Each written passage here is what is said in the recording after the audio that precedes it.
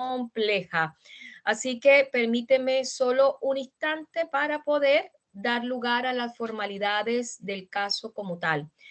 Chiquillos, muy buenos días a todos y a todas. Les presento a la doctora Vania Martínez Benavide Apaza. Estoy en lo correcto, doctora Vania, ¿cierto?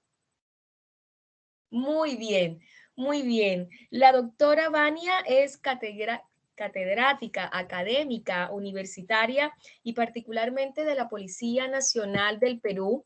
La doctora también es abogada, litigante, es columnista de opinión, conferencista internacional y nos acompañará el día de hoy desde Trujillo, Perú, con un comparativo o con un rango comparativo desde el femicidio, por supuesto también cómo se vive en el Perú y por supuesto haciendo los similares o los rasgos connotativos desde la versión de Chile como tal. Doctora Vania, bienvenida a esta casa de estudio, la Universidad Andrés Bello Ayep. Bienvenida a Chile y aprovechando mucho de esta virtualidad que todavía nos tienen una suerte de situación límite, pero que también qué bueno aprovechar estas instancias y estos escenarios para tener distintas visiones en cuanto a los focos o a las focalizaciones de nuestros invitados. Un gusto saludarte. Esta sala virtual es tuya. Bienvenida. Muchas gracias, querida doctora Ariana. Gracias. Buenos días con todos.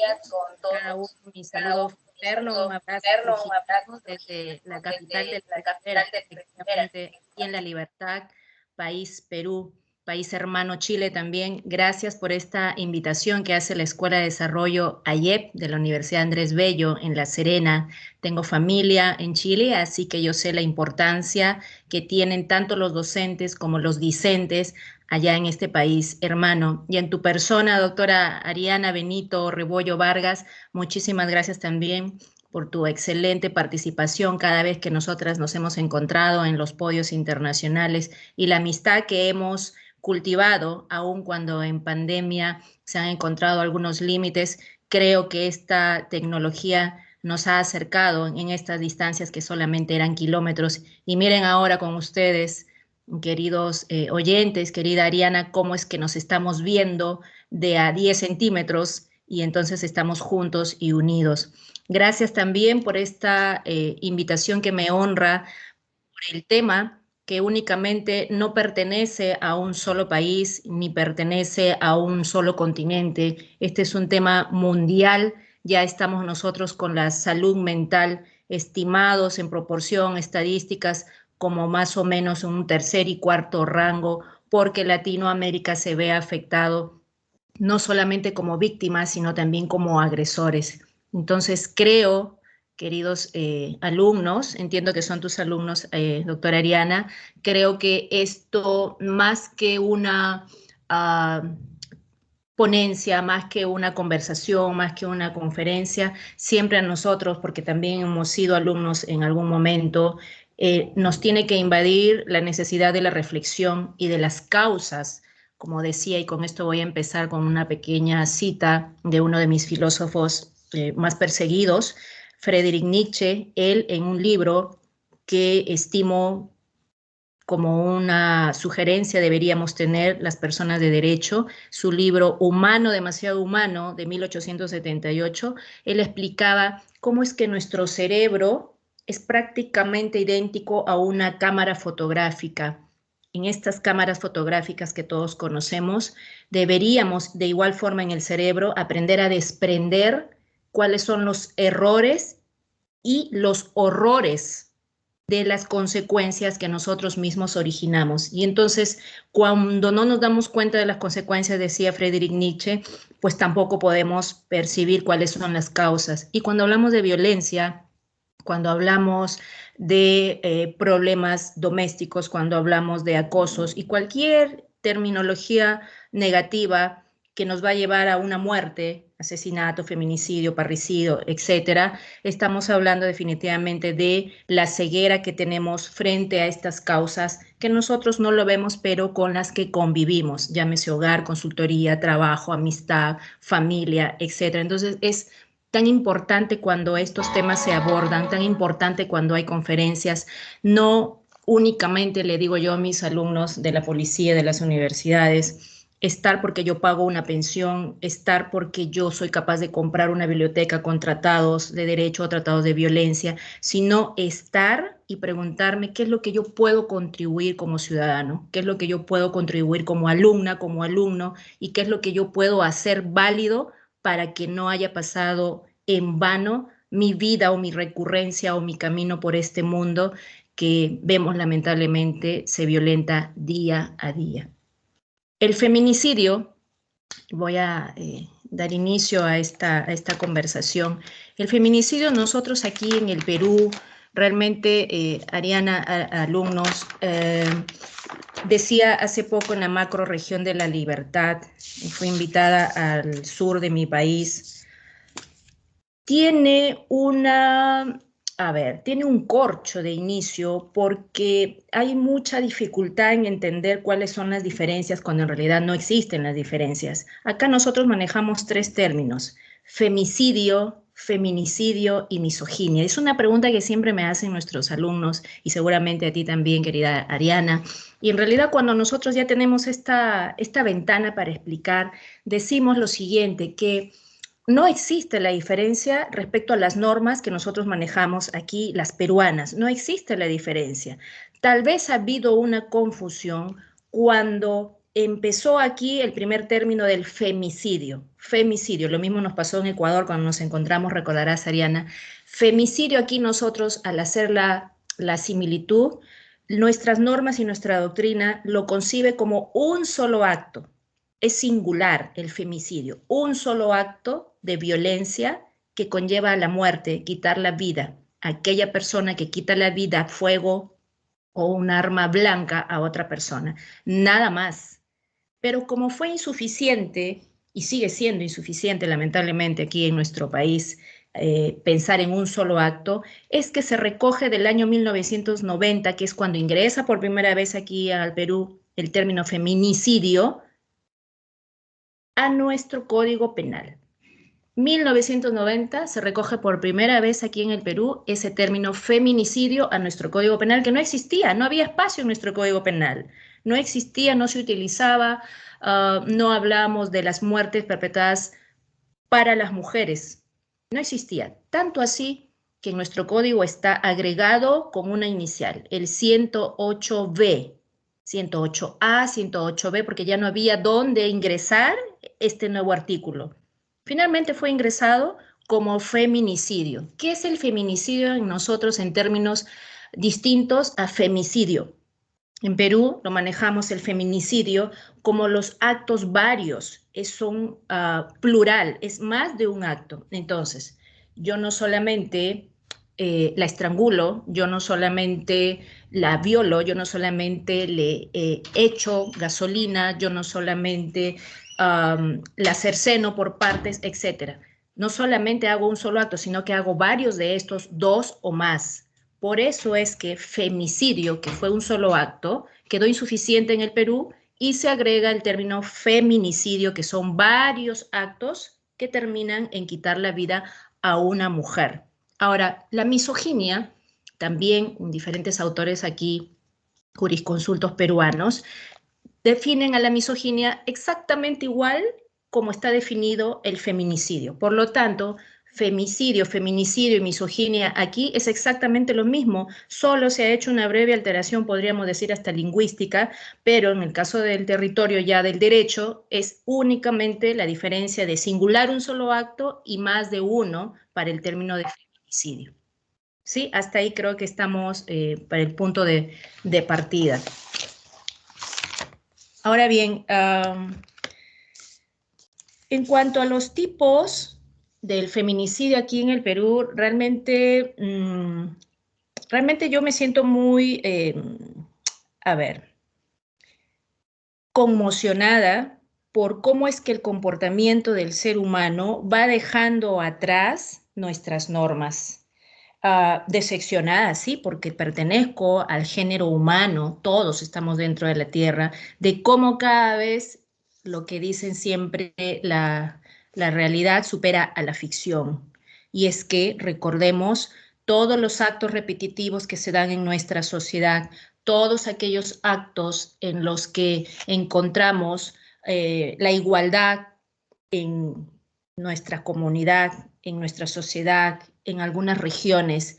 Cuando ya se trasladan de generación en generación, el Estado tiene la obligación de recoger esos actos repetitivos costumbristas y transformarlos en normas y en leyes. Y es así como nuestro Código Penal va quedando atrás con la desfiguración que tiene frente a él de nuestros propios actos como seres humanos. Y eso es lamentable, cualquiera sea nuestra condición religiosa, cualquiera sea nuestra espiritualidad, entre personas nos estamos quitando la vida, y entonces los agravantes y los tipos penales aparecen aquí como una suerte de el ser humano ha hecho algo peor de lo que ya está escrito.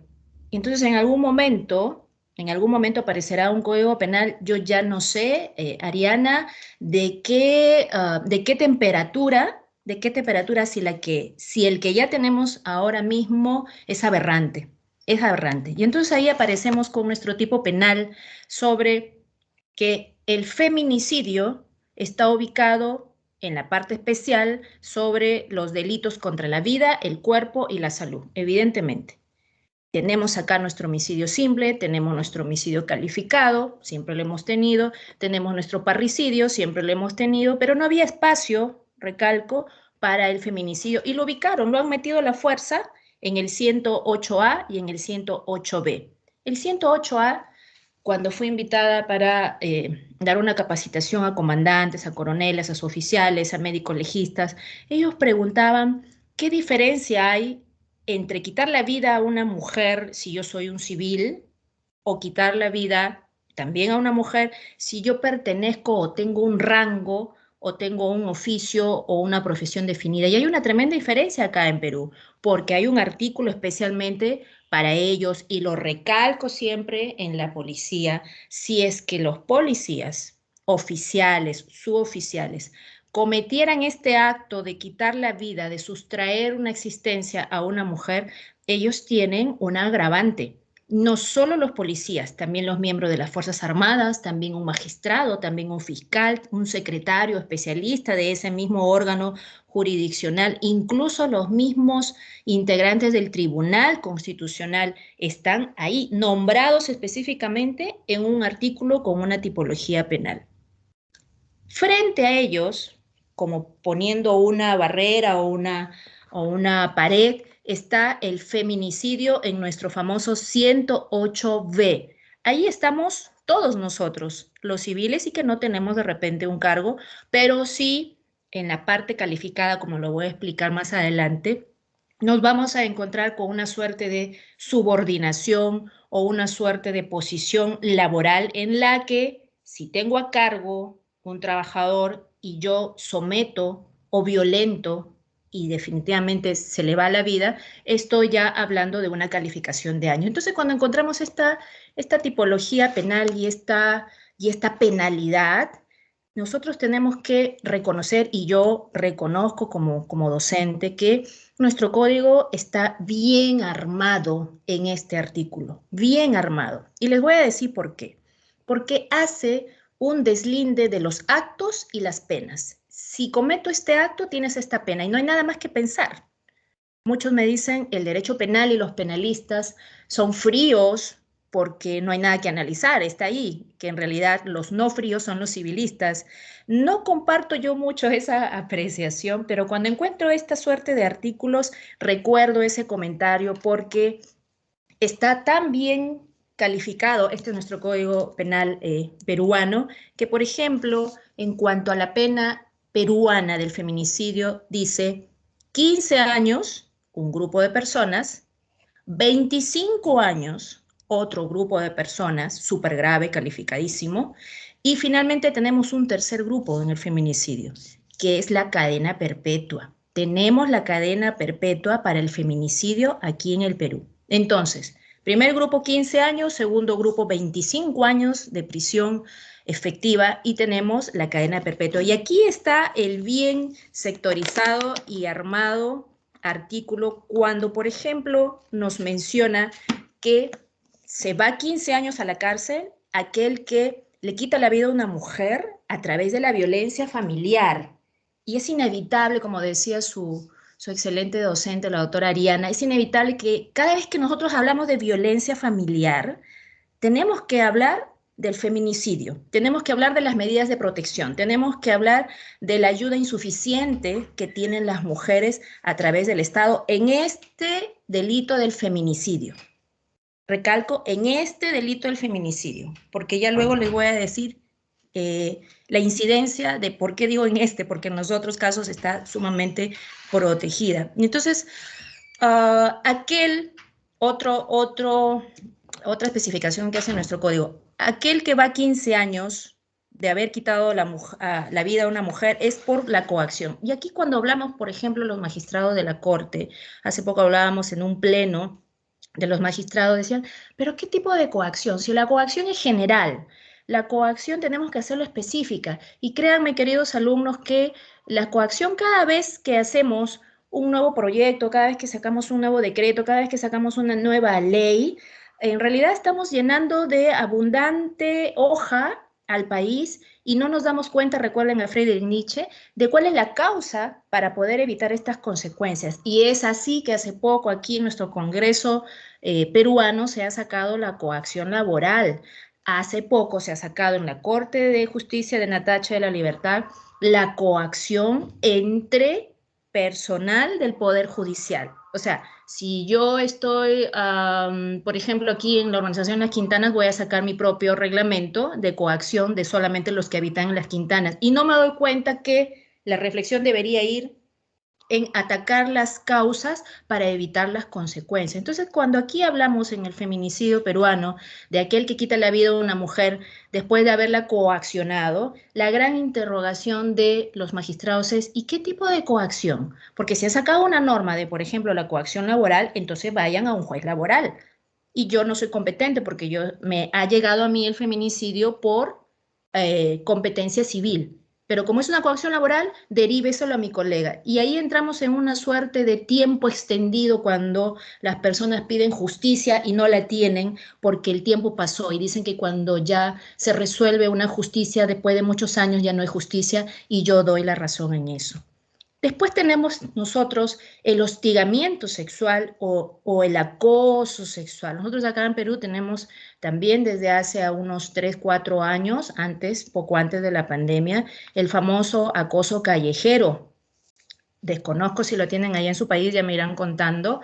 El acoso callejero fue una obligación aquí impartirlo, declararlo y promulgarlo porque las personas que se sentían ofendidas al transitar por las calles y eran silbados, estamos hablando de hombre o mujer, invadían en su psiquis, ya no permitía el desarrollo cognitivo, el desarrollo emocional normal, y entonces hubo una presión en el estado de ese momento que estaba de turno y en consecuencia se sacó el acoso sexual. Con esta norma, realmente, alumnos, se hace a veces un abuso del derecho. Se hace un abuso del derecho porque las percepciones de las personas son tan distintas y entonces nos encontramos en las carpetas fiscales el inicio de una investigación solo porque me dijo que tenía un cabello ondulado muy bonito. Pero a mí eso me hizo sentir muy mal. Y entonces me sentí violentada, acosada en la calle porque yo iba cruzando de una vereda a otra a través de la pista. Para otras mujeres no lo escuchan, lo ignoran, no les hacen ninguna alteración psicológico-emocional y no tienen por qué estar demandando y denunciando. Y nuevamente entramos en el Perú en una suerte de debate entre los fiscales que dicen, Vania, ¿cómo yo investigo si realmente hay una violencia emocional en aquella mujer que le han dicho que tiene el cabello ondulado bonito? Ella viene y llora, está en su derecho, se siente emocionalmente afectada, no puedo discriminar, no puedo yo hacerme ciega de eso, pero ¿hasta dónde yo puedo investigar para encontrar un delito y subir a segunda instancia, que es el Poder Judicial? Y entramos nuevamente en un bucle de interrogantes que nunca acaban, que nunca acaban. Un caso que nosotros tuvimos aquí de AB antes de la pandemia dio la razón a esta ley del acoso callejero, que por supuesto fue mejor sustentado con la otra ley que tenemos sobre el acoso sexual. Ella una joven como ustedes, una joven que tiene pretendientes como ustedes, ¿no? Las señoritas, era constantemente asediada por uno de ellos, uno de sus pretendientes. Él no se resistía a ser rechazado, él no aceptaba que ella no correspondiera a su amor y constantemente la seguía, la seguía, la seguía, la seguía, la seguía. Salía a la puerta de su casa, él estaba ahí al frente, salía a la esquina, ella estaba al frente, se iba a una fiesta, él estaba ahí presente, la llamaba, le whatsappeaba, etc. Finalmente un día, el día de la muerte de Avi, él se acerca y le dice, ¿te acompaño? No, no quiero que me acompañes. Seguro te vas a ver con otro. ¿Qué otro si yo no estoy contigo? Y él se molesta, la sigue, ella lo ignora, continúa, nunca hizo una denuncia, nunca fue a hacer una queja, absolutamente nada, nunca pidió garantías a la prefectura, nunca hizo ella nada absolutamente. Sube a su bus, su transporte público, micro, le llamamos acá, y él en el micro ya había en la botella llevado dentro de su mochila un combustible, un líquido combustible. Estando en el micro, él echa todo el líquido en el cuerpo de ella, especialmente en el rostro, y prende un encendedor. Y la quema viva, la desfigura, la gente en ese momento se espanta, se activa el cortisol, ¿no? En vez de ayudar, la gente huye porque no quiere ser quemada, y ella finalmente llega con poca vida a los primeros auxilios del hospital, indica quién es su agresor, él es detenido, ella fallece, ¿no? A las pocas horas, y todo el Perú se ve conmocionado de cómo un acoso callejero, sexual, de un amigo con el que uno permite una conversación, de una amistad, de un pretendiente con el que no se corta definitivamente y no se hablan las cosas de repente claras, o de alguien que uno no imagina que le va a hacer tanto daño, finalmente nos hace perder la vida y se configura este delito y él hasta ahora preso en la cárcel de Lima. Entonces, todas esas circunstancias, cuando nosotros que participamos en debates, nos hacen decir, ¿cuánto podemos nosotros dar en las aulas? ¿Cuánto es que nosotros podemos a través de nuestras cátedras infundir el conocimiento, la teoría? Ok, lo realizamos. Hay un sílabo, doctora Ariana, ¿no? Yo siempre me salgo de los sílabos, estoy segura que usted también, hay un sílabo, pero la cátedra integral va más allá de eso, va de la reflexión, va a ingresar a la casa, va a ingresar al problema, va a ingresar al joven, va a ingresar al profesional, que va a ser un policía, que va a ser un abogado. Formamos abogados, formamos policías. Y estas circunstancias, cuando suceden dentro de la colectividad, nos hace reflexionar hondamente porque forma parte de nuestra familia y porque nosotros somos los que estamos legislando estas circunstancias. Otra variante de los 15 años es el abuso de poder o el abuso de confianza.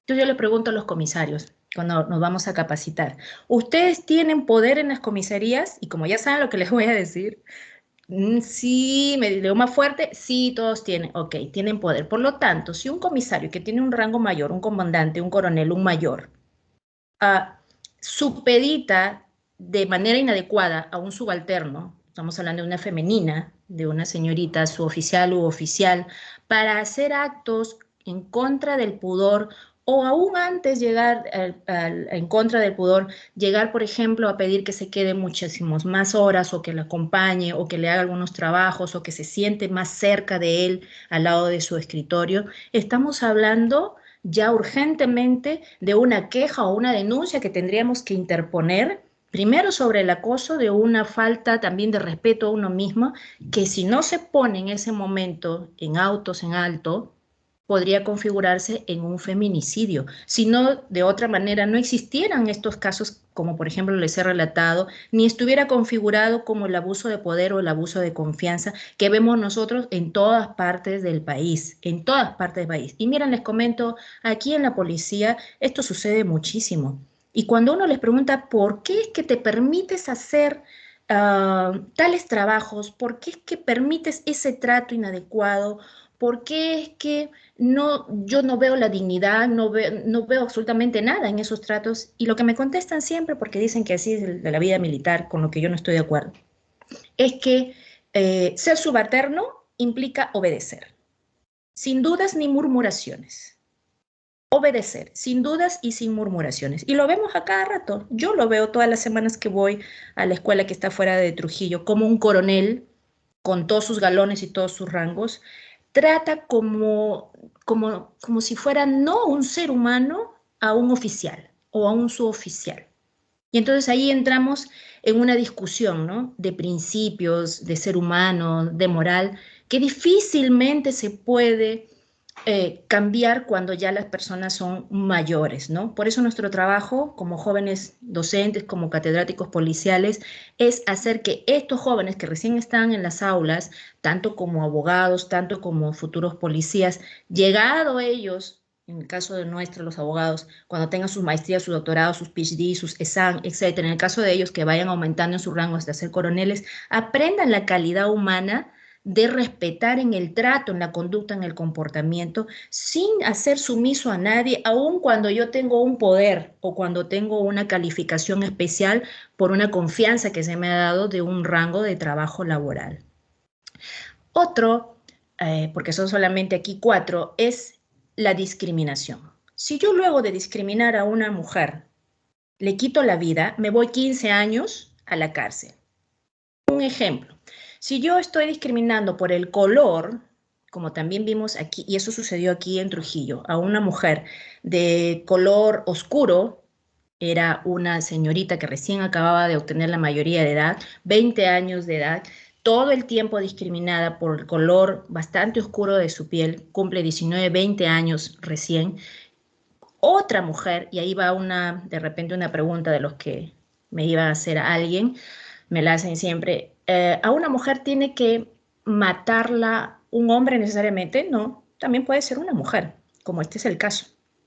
La mujer de la misma edad de 20 años que la venía discriminando desde la primaria y la secundaria, los estudios, y finalmente cuando llegó a la universidad ya no pudo más con esta envidia, porque era de los primeros puestos en la Universidad Nacional de Trujillo, finalmente llega a envenenarla, pero de manera muy dosificada. Gota de cianuro diario, gota de cianuro, gota de cianuro, gota de cianuro, gota de cianuro, en el cafetín al que todos vamos y compartimos un jugo, ¿no? Con nuestros compañeros. Después de las investigaciones se llega a descubrir que se había realizado de esta forma. Y como habían los testigos que eran todos compañeros de primaria y de secundaria, que querían mucho a esta señorita, testificaron en contra de la que toda la vida la había discriminado. Esta señorita también ya paga la cárcel de 15 años porque antes de quitarle la vida la había discriminado, en este caso por su color de piel, que de por sí nosotros antes del feminicidio debemos saber que es una norma constitucional, madre de todas las normas. 15 años. El feminicidio también nosotros lo tenemos aquí como 25 años. Y en los 25 años realmente, Ariana y tus queridos alumnos, estos 25 años sí a nosotros nos saca de cuadro, ¿no? Nos desencaja, porque aquí sí nos vamos a encontrar frente a lo peor que podemos nosotros realizar como seres humanos. Y entonces decimos, aquel que quita la vida a una mujer menor de edad, 25 años. Y eso nos toca porque somos madres, Ariana, ¿no? Nos toca mucho cuando hablamos de los menores de edad, de las menores de edad, que son sustraídas de esta forma tan violenta por un desquiciado, porque no puede encontrarse otra denominación, por un desquiciado, por un enfermo mental. Exactamente hace 5 años, una niña desaparece en el parque de Trujillo, centro de Trujillo, aquí en mi localidad, y no es encontrada. Pasaban las preocupaciones a través de la televisión, a través de la radio, los afiches que pegábamos todos, por mí me incluyo, en las paredes, en los postes. ¿Quiénes la buscaban? La buscaban la madre, destrozada totalmente, y la buscaba el padrastro, pareja de la madre. Meses buscando a esta niña con mucha desesperación, para finalmente encontrarla a las afueras de Trujillo, en un monte, en el fondo, alguien había dado ahí la alarma. Ella estaba debajo de una roca, le hacen la autopsia. La niña había sido violada natura, había sido violada contra natura, le habían cortado la lengua. El semen que todavía se encontró y que pasó por médico legista le pertenecía al padrastro, al señor que junto a la madre salía en la televisión llorando e implorando ayuda para encontrar a su hijastra. Ya, es aberrante, es aberrante. 25 años está purgando pena. Otra modalidad de nuestro Código Penal es aquel que mata a una mujer estando embarazada. Y la única explicación que se le da aquí, sin sentimiento, dicen los doctrinarios, ¿no? Pero creo que le falta mucho corazón a la doctrina, es que vemos que hay un útero con una vida nueva. Por lo tanto, no se está matando solo a la mujer, se está matando también a un bebé que es todo un proyecto de vida.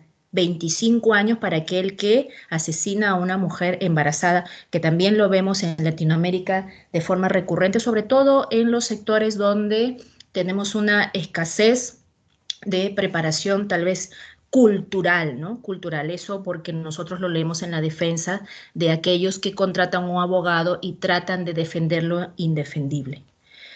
Luego tenemos también 25 años para aquel hombre o mujer que quita la vida a una mujer que está discapacitada. ¿Quién está discapacitada, alumnos chilenos? Está discapacitada aquella mujer que puede estar en cuidados intensivos, aquella mujer que tiene síndrome de Down, aquella mujer que está caminando en muletas, aquella mujer que está en silla de ruedas, aquella mujer que está recibiendo unas quimioterapias. La discapacidad que le impide desenvolverse con naturalidad y encima agredida por su médico, por su familia, por un extraño, por un tercero, inmediatamente este causante del delito se va 25 años preso.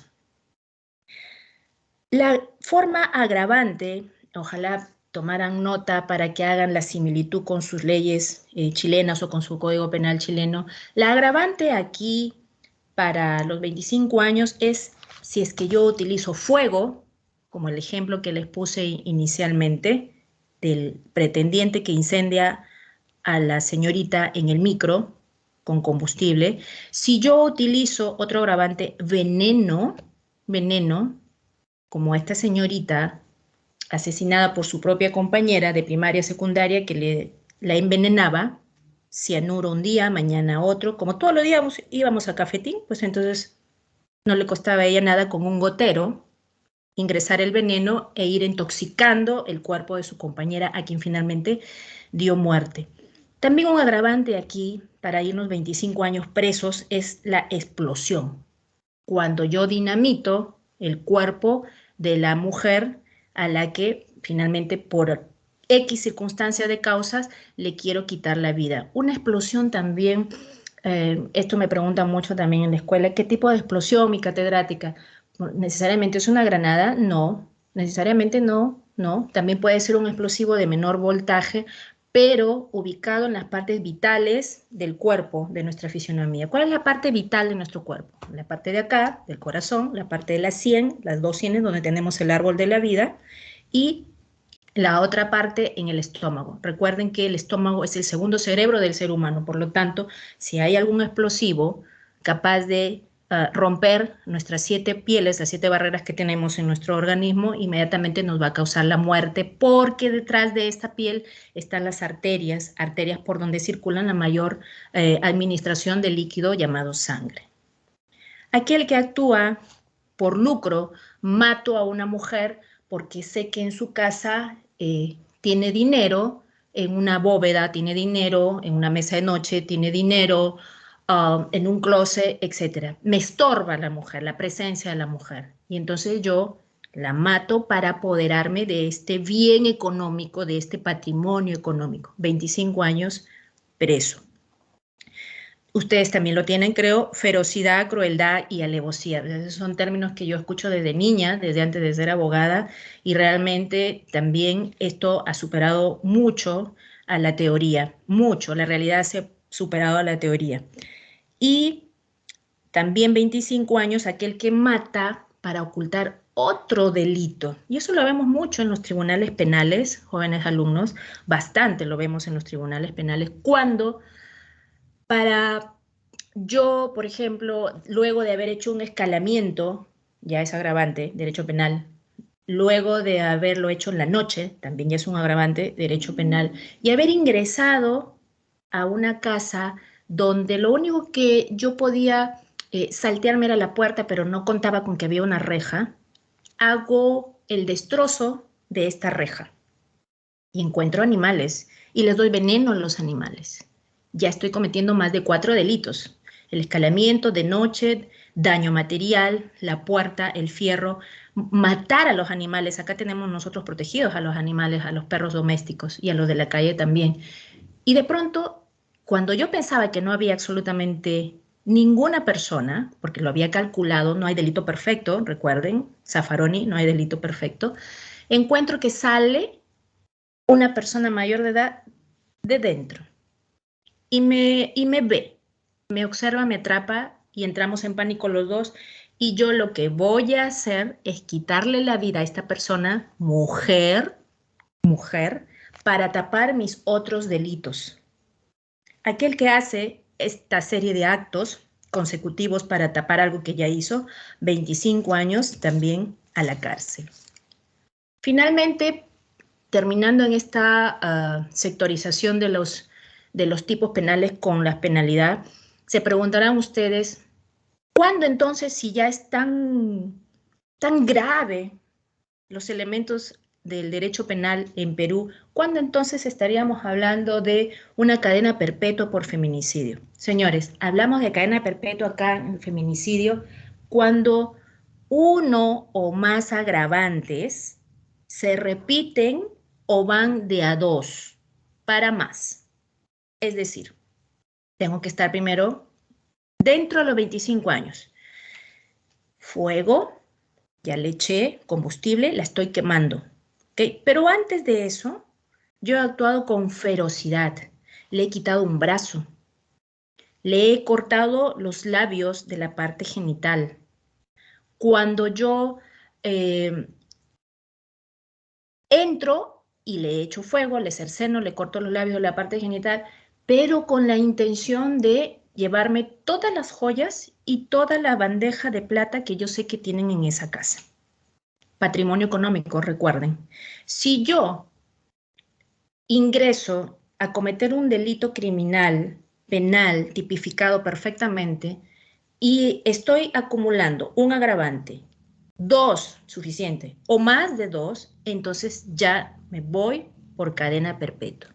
A los jueces lo único que les importa aquí en el Perú es ver el delito multiplicado. Si es multiplicado, cadena perpetua. Si solamente tienes un agravante, 25 años. Si no tienes agravante, 15 años. Esta es la forma, señores, como aquí en el Perú tratamos el feminicidio una vez perpetrado. Por supuesto, tengo que mencionar también que el cuarto poder, que es la prensa peruana, no nos muestra todo lo que nosotros deberíamos saber de acuerdo al porcentaje de las muertes que se le da a las mujeres. Creo que no es ajeno Chile, como no lo ha sido tampoco aquí en mi país, de que durante todo este tiempo del 2020 la violencia se ha incrementado tremendamente. La violencia se ha incrementado de acuerdo a la consecuencia llamada muerte. Hay muchísimas mujeres desaparecidas hoy en día, desde la pandemia hasta ahora, que no aparecen. Hay muchas mujeres divorciadas con inicio de proceso. Yo les cuento a manera de anécdota, en mi consultoría, en toda la época de pandemia, cuando la mayoría de las personas han perdido su trabajo, en mi consultoría se han llenado los casos de violencia intrafamiliar, los casos de separación convencional y divorcio ulterior, los casos de divorcio propiamente dicho por el artículo 333, los casos de incompatibilidad de caracteres, porque fue la primera vez que los cónyuges o las personas, miembros integrantes de un hogar, de una familia, se vieron o se reconocieron en convivencia por un año que hemos estado encerrados y un poco más. Y entonces, como recién nos hemos estado conociendo, no nos hemos soportado, no nos hemos tolerado, no hemos aguantado ni a nuestros propios hijos, ya no sabíamos de qué hablar porque todos ya lo conversábamos y ha empezado a darse la entrada a la violencia, pero no solamente la violencia verbal, sino la peor, aquí para tipificar esto, porque para mí la peor es la psicológica, sino que además esta de la física se ha configurado de tal suerte que no puedo salir, no puedo liberarme de un estrangulamiento, no puedo liberarme de un estrangulamiento, pero sí puedo denunciar. ¿Cuál es la denuncia? Separarme, divorciarme, denunciarte a través de un tercero, porque no puedo salir, o a través de alguien que escucha los gritos, que va, porque acá cualquiera puede ir a hacer la denuncia, ¿verdad? Y de forma anónima inclusive, y es así como las comisarías se han atiborrado de este tipo de denuncias y como les repito, también en mi consultoría, nunca se ha divorciado tanto la gente como lo han hecho en la época de pandemia. Esto obedeciendo a que, le decía yo a la doctora Ariana al comienzo de esta conversación, la violencia siempre ha estado presente, siempre está presente y siempre estará presente, lamentablemente, porque solo nos abocamos a las normas, solo nos abocamos a nuestros textos, solamente nos abocamos a nuestras conferencias unilaterales y no nos abocamos a las causas. Y cuando nosotros pensamos en causas, jóvenes, por favor, cuando nos abocamos a las causas, yo les invito a que ustedes realicen sus investigaciones para que puedan ustedes establecerlos como proyectos ya de vida. Un proyecto de vida es una investigación constante. Yo llevo proyectos de vida a través de investigaciones de más o menos 7, 8, 9 años, donde el tiempo me ha dado la razón absoluta al 200% de que, por ejemplo, recojan ustedes si tienen a bien sobre la salud mental y sobre la reeducación.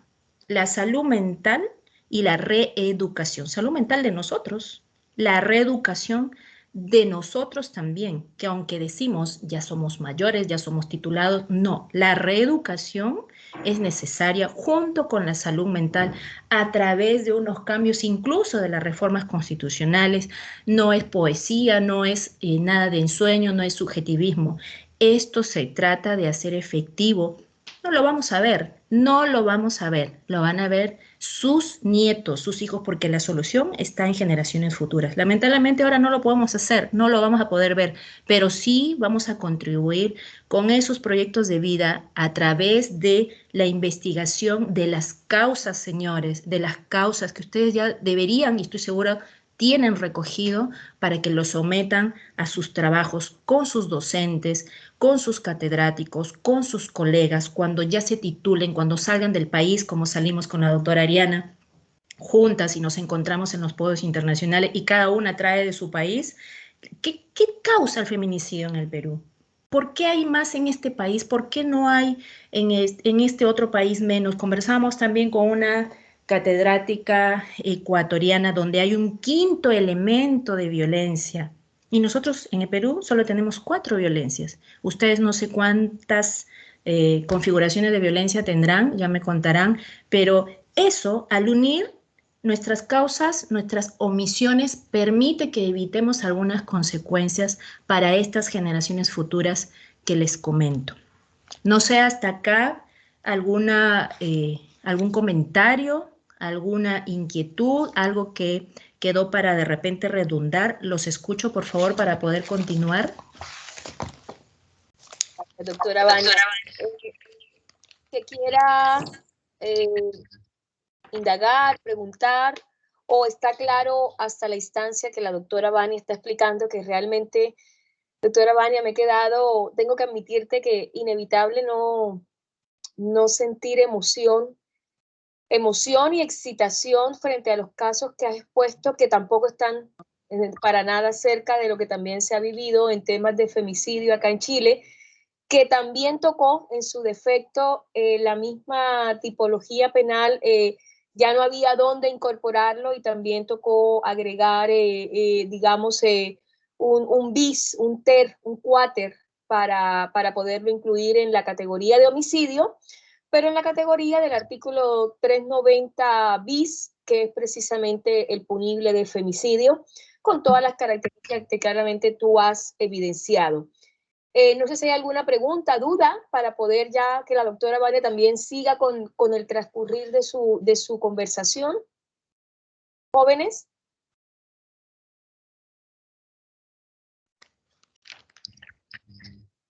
Gloria, Juliana, Morín. Hola, muy buenos días, Morín, cuéntame. Respecto a lo que dijo recién, sobre los piropos casi al principio. Y la diferencia entre ese delito y un homicidio, si una persona le afecta a ese piropo, ¿cuál sería la pena? O sea, Por supuesto, muchas gracias por tu inquietud. Nosotros la normatividad que tenemos sobre el acoso callejero es el acoso callejero que implica, por ejemplo, un piropo, no tiene una pena de cárcel. Lo que tiene aquí es una multa o una sanción. Multa que estamos estimando en nuestra moneda de sol aproximadamente 300, 400 soles. Es poco en realidad. Y la sanción a veces recae sobre mandar un oficio al empleador, si es que este señor es dependiente de planilla o es dependiente específico contrato, de acuerdo al contrato laboral que tenga, para dejar un precedente de que constituye un ciudadano que altera las emociones o la integridad psicológica de una mujer que está trasladándose en la calle. En realidad, si es que ha habido una disminución de esto, te comentaré que no.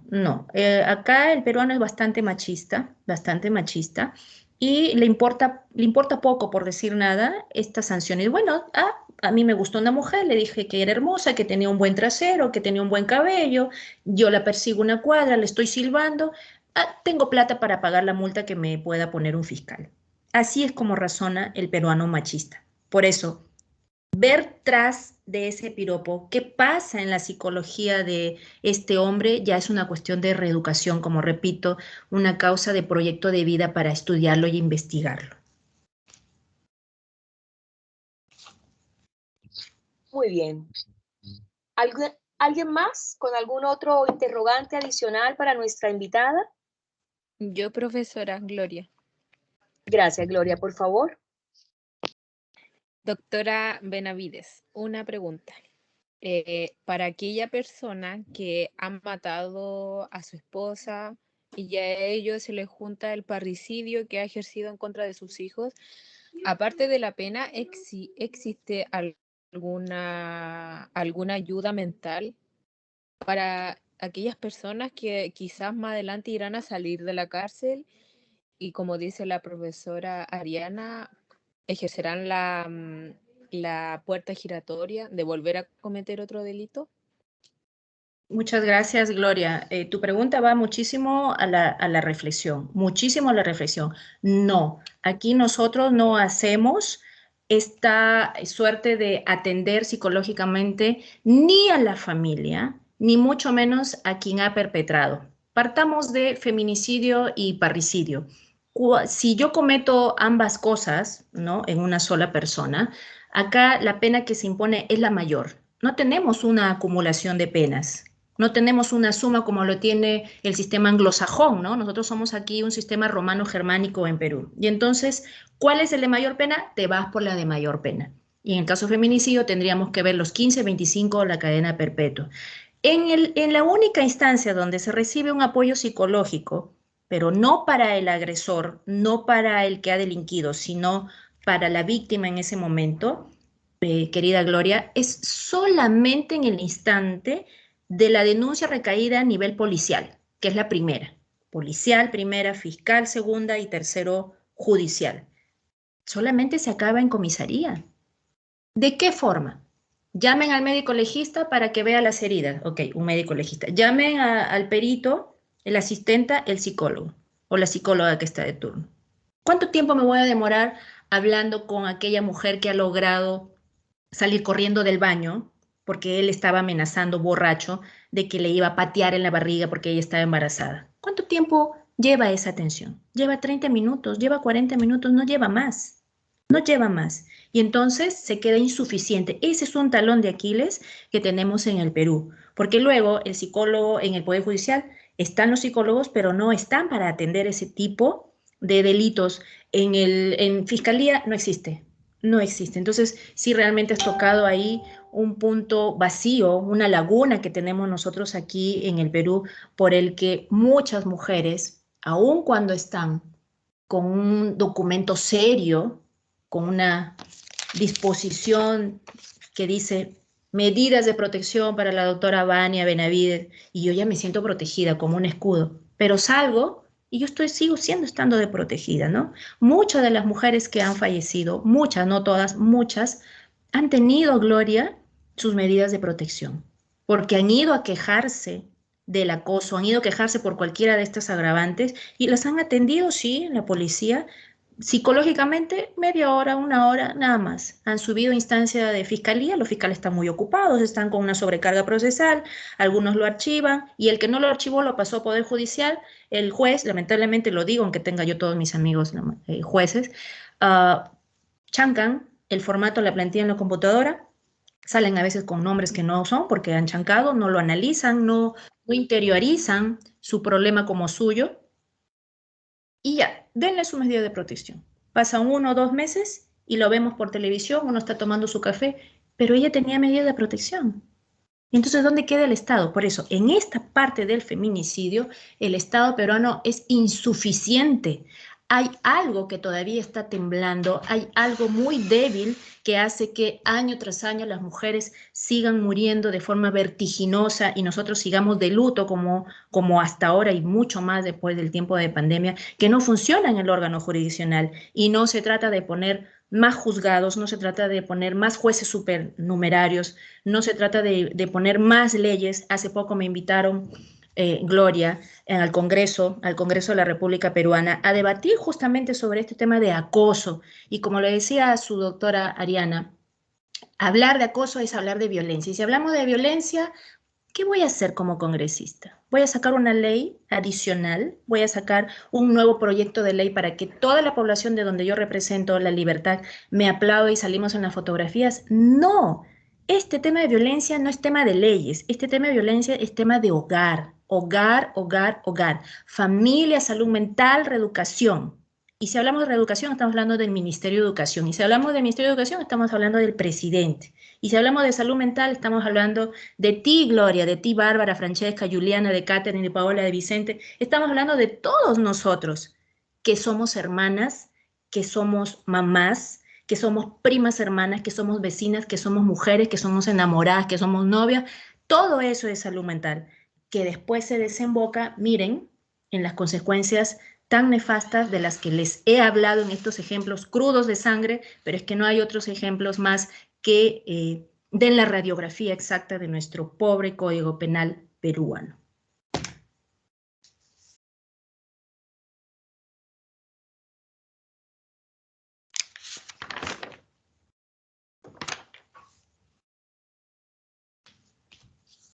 Vicente, te escucho.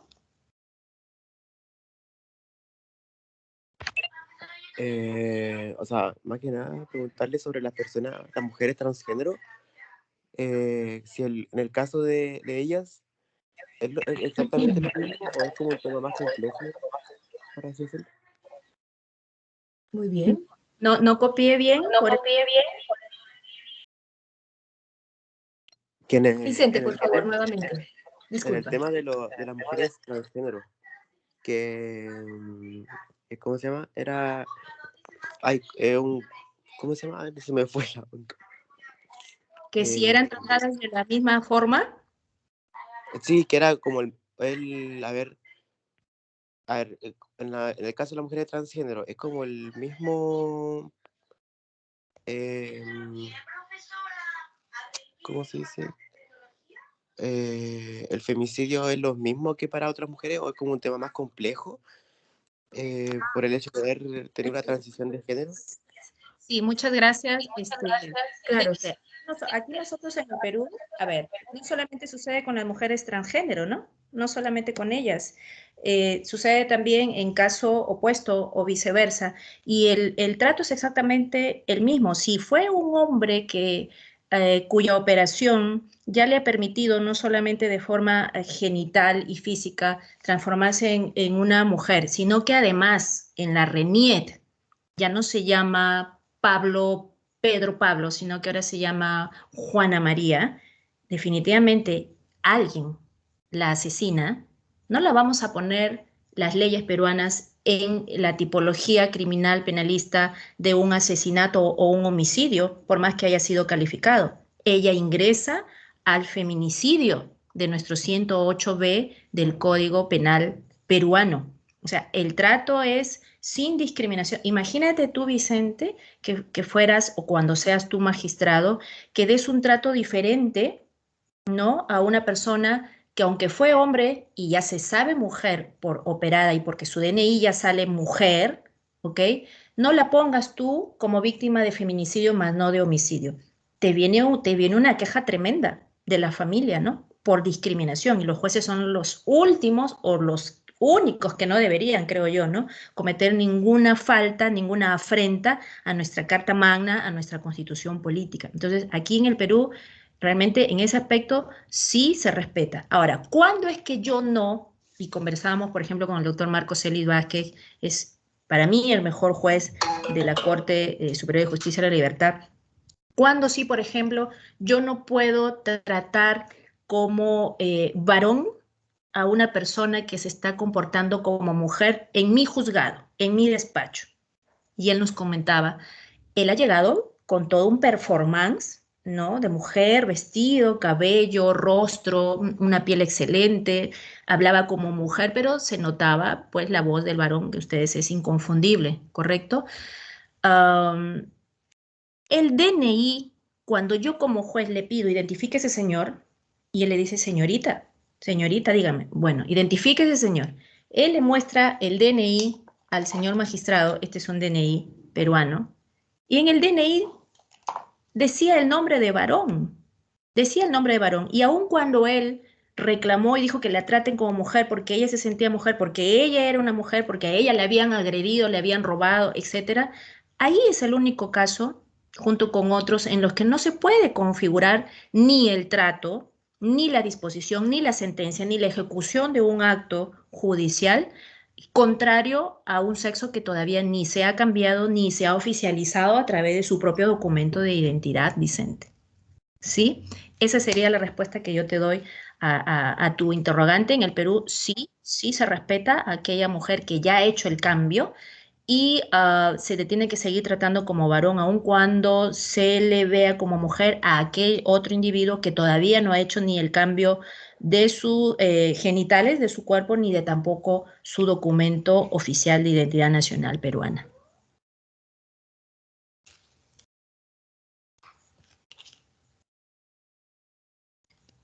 Muy bien, yo creo entonces, doctora, siga usted ya para sí. hoy. Sí, para ya ir culminando, lo único que quiero dejar aquí como una pequeña semilla, querida Ariana, es lo siguiente. Nosotros aquí habíamos comentado sobre la ley que habla exactamente de la violencia. Desconozco si en Chile tienen una ley específica de violencia, nosotros sí lo tenemos, es la famosísima 3036-4. Esta 3036-4 dice textualmente, ley que prohíbe y sanciona cualquier acto de violencia perpetrado contra la mujer y cualquier miembro integrante de su familia.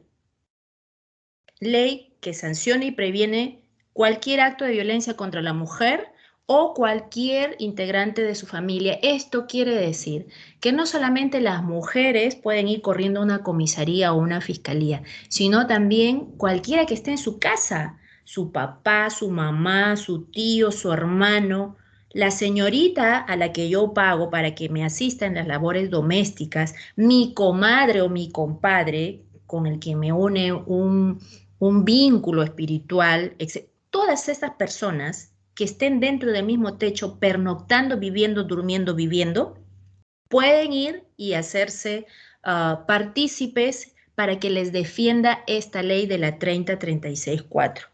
Esta ley es muy usada aquí en nuestro país, es una obligación que las comisarías, es una obligación que las facultades de derecho lo sepan, porque en el momento que se enciende a raíz de una violencia física, psicológica, económica y patrimonial, ¿okay? Inmediatamente aparece nosotros aparecemos como abogados e inmediatamente de la vereda de al frente aparece el policía. Por eso siempre digo que los abogados y los policías estamos como casados porque nos vemos en todas las instancias.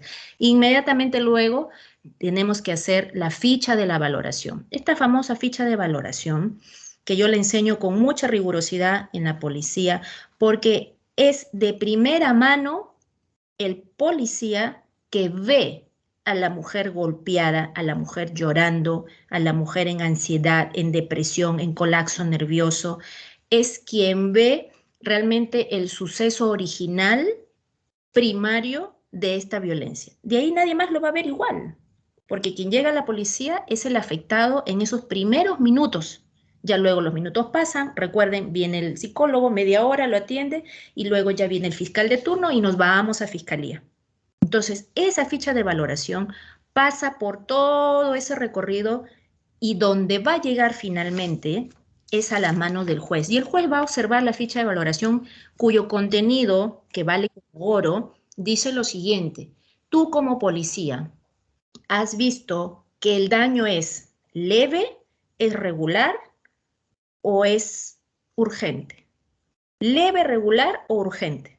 Mire la importancia de estos funcionarios del Estado, llamados policías, para llenar con un lapicero, porque viene el formato del Congreso del Estado republicano peruano, viene ya hecho, encuadrado solo para marcar, como cuando estamos votando, ¿no?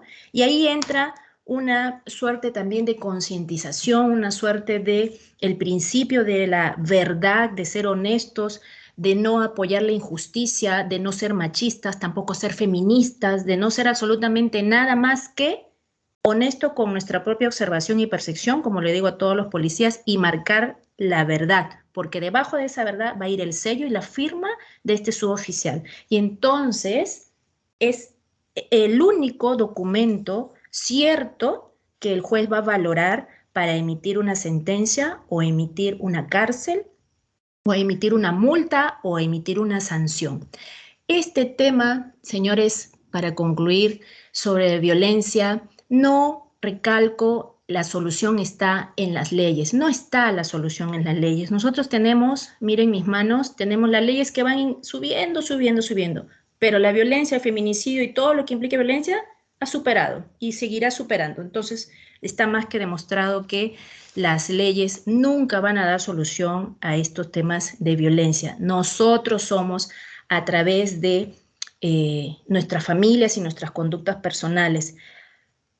Cuando insto en las universidades, cuando insto en los diferentes países donde me paseo un momento invitada para estos podios que ustedes me permiten, siempre manifiesto que necesitamos nosotros instaurar en nuestra educación la neurociencia. Necesitamos nosotros enseñar la resiliencia, enseñar de filosofía, de Borges, de Nietzsche, de Schopenhauer, enseñar también la neuroplasticidad del cerebro, control de las emociones, la psicología del aprendizaje, la humanización de la educación.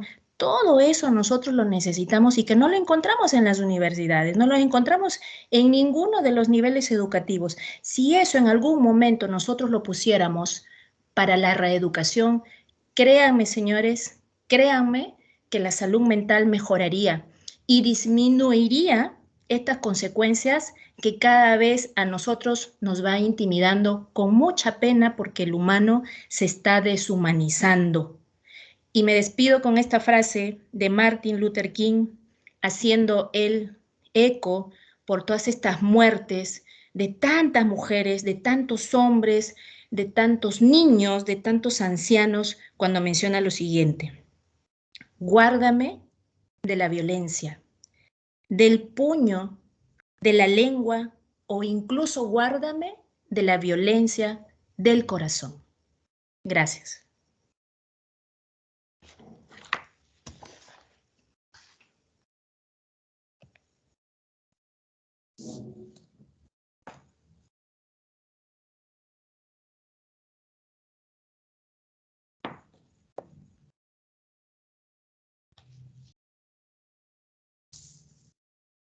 ¿No se escucha? pantalla. Ahora sí. Doctora Vania, puedo desplazarme a mi teléfono celular porque el computador dice que generó un error. Bueno, gajes del oficio, demasiado estos computadores Sí, esto de la tecnología, sí. todo este tiempo. Pero más allá de este impasse de carácter técnico, quiero dar gracias y con esa última frase lo deja uno bastante en una instancia de reflexión, porque claro, al final es librarse de ese golpe, librarse de esa violencia verbal que también a veces nosotros la normalizamos o la regularizamos. Son los primeros atisbos de violencia que de una u otra manera debemos estar alerta. Precisamente lo que yo les comentaba a los chiquillos de la sesión anterior que están en un contexto del derecho de familia, y es aplicar todos los mecanismos habidos y por haber para erradicar la violencia intrafamiliar, que es como el estadio que antecede precisamente la tipología que tú hoy explicabas. Claramente, para mí ha sido muy grato que nos hayas compartido cuáles son las características, los matices del feminicidio en el Perú. Acá en Chile, como tú bien lo comentabas, hay una ley de violencia intrafamiliar que es la ley 20.066 y que a través de la ley 20.480 fue modificada precisamente para incorporar el tipo penal de femicidio y pasar de un presidio mayor a un presidio perpetuo calificado, en los cuales estaríamos oscilando los rangos de dosificación punitiva hasta los 40 años.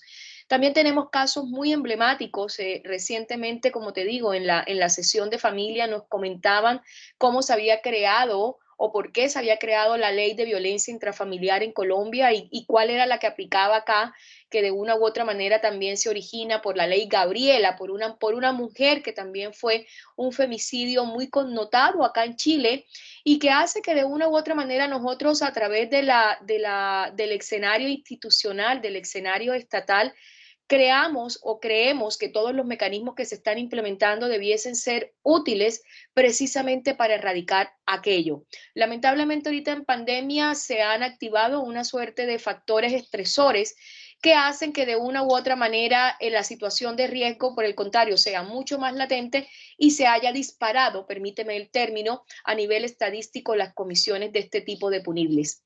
Agradecerte por lo demás, no me queda otra expresión y por el contrario, disculpa que aquí tengo a las pequeñas cachorras y son casi que inevitables.